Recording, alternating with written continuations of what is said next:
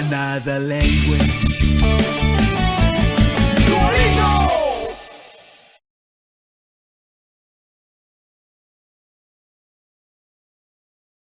Look no feather. I'm going to show you how to use Duolingo for schools. I'm Madame Sensei. I teach Spanish, French, and Japanese in the beautiful Pacific Northwest. And today I thought I'd talk to you about some other supports that you could use along with Duolingo if you're just looking for fun things to do on the internet. Now, the reason that I was so drawn to Duolingo is because it really feels like a game. And you and I both know full well that the students are only going to learn if they're having fun. So the more game-like we can make things, the more they'll enjoy learning. So let me just show you a couple of my other favorite websites, and then please comment down in the forum and let me know what else you like, and then you can help me make another episode with other things. Okay, let's go take a tour. Okay, first I'm going to take you to Quizlet. Quizlet is a flashcard app, and when Tiny Cards shuttered, we had a long discussion on the Duolingo forum about what would be the best place to move flashcards to.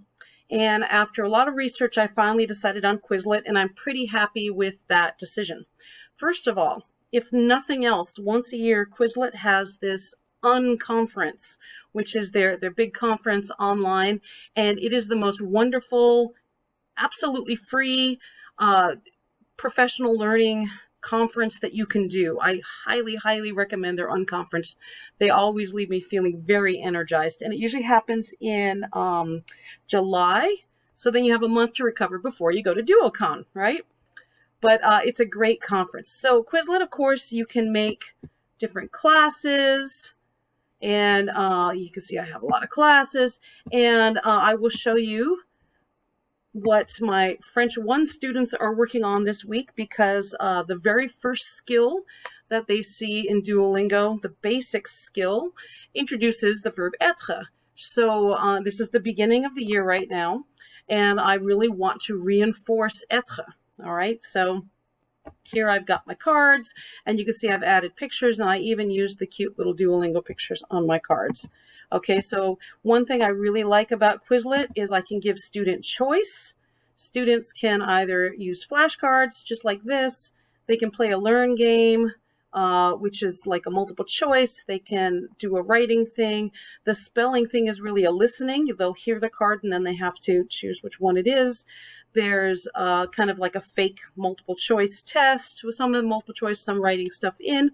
There's a really fun match game, and there's this absolutely great gravity game where they have to type. It's like Typer Shark. They have to type before the card hits the planet, which is the bottom of the screen.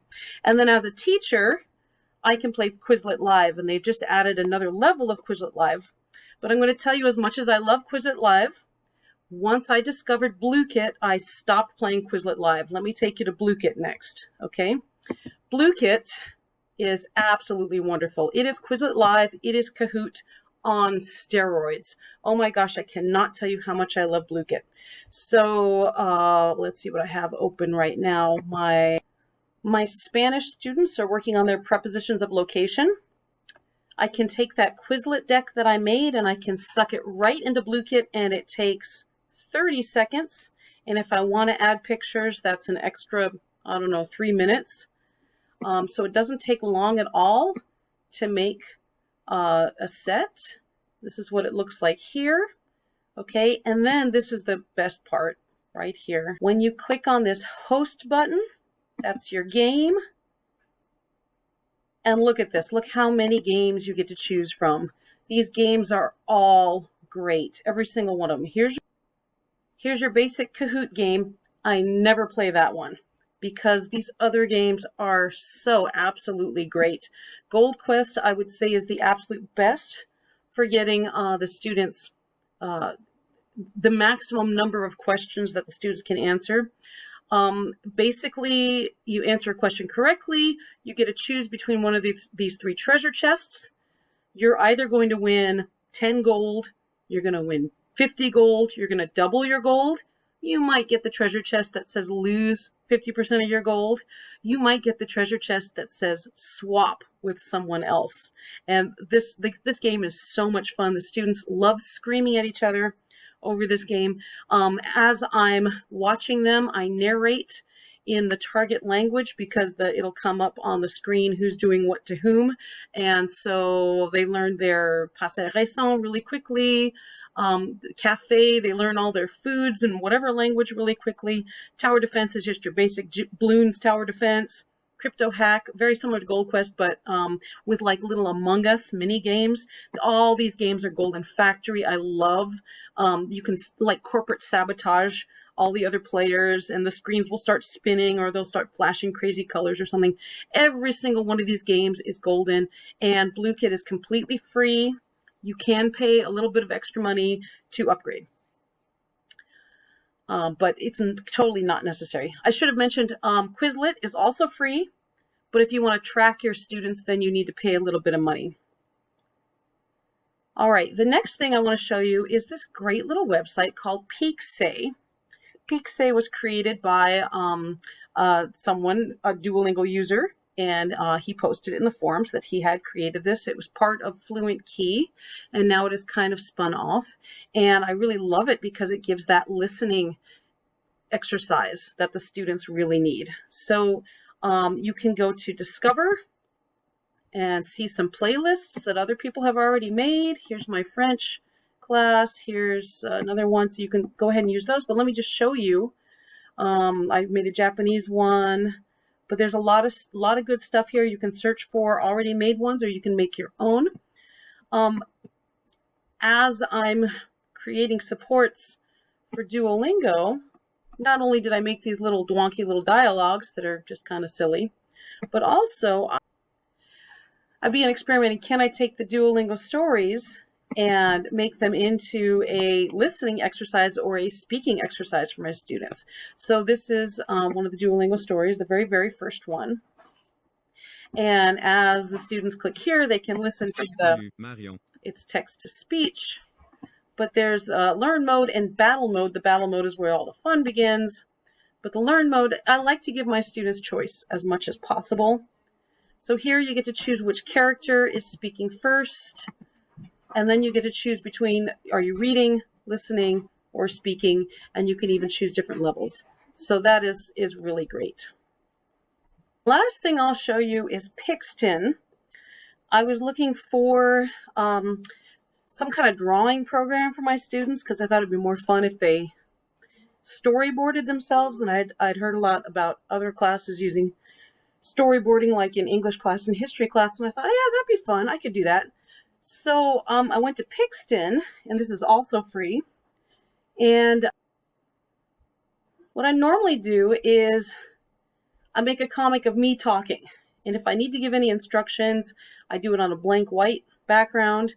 And then the students just have to make a comic answering me. They don't have to put me in their comic. They can just make themselves. All the students get to make an avatar of themselves, and it's super fun. Here's an example of my students' avatars. You can put them in a class photo. This is just kind of silly. It's really fun. You can dress them up. So the students love this because they just make their avatar. They make their me, and then they get to dress themselves up and everything. And it's a lot of fun. It's got good backgrounds and everything. Another thing I do is I'll do like an interview, and they have to put themselves in the interview. Or this worked pretty well. We were working on restaurant words. We have the Duolingo restaurant skill, right? And so I made one side where I was the waiter and they had to answer me. And I made one side where I was the customer and they could be the waiter. So I like to give my students choice as much as possible. And this way they could choose if they were going to be the waiter or the customer. And they got some practice using the words. So these are just some of my favorite websites, and I hope that you will add to the list. Questions about pedagogy and using Duolingo for schools in the Duolingo Educators Forum. You're going to get to this by up at the top bar. Learn is your regular tree, And then you go over here to these 3 dots that say More. Here's the Discuss button right there. And that will take you to the Educators Forum. And you can click on New Post. You can respond to somebody else's post. There's a ton of helpful people on this forum ready to take your questions, ready to have wonderful conversations with you about education and teaching and troubleshooting. And I'm telling you, during the pandemic, this was my lifeline, being here and being able to talk to people. I'd also like to make a plug for the Duolingo Educator Network. This is a little more formal than the Educators Forum.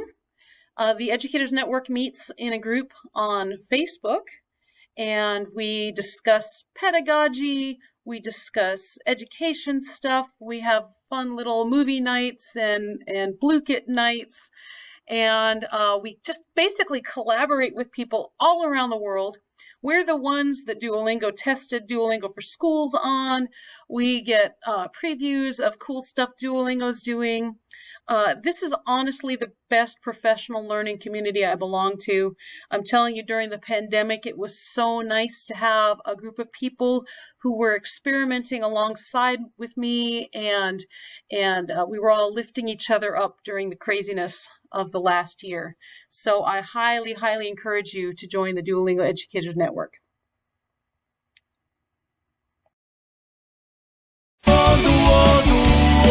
Duolingo. It's the best way for you to learn another language.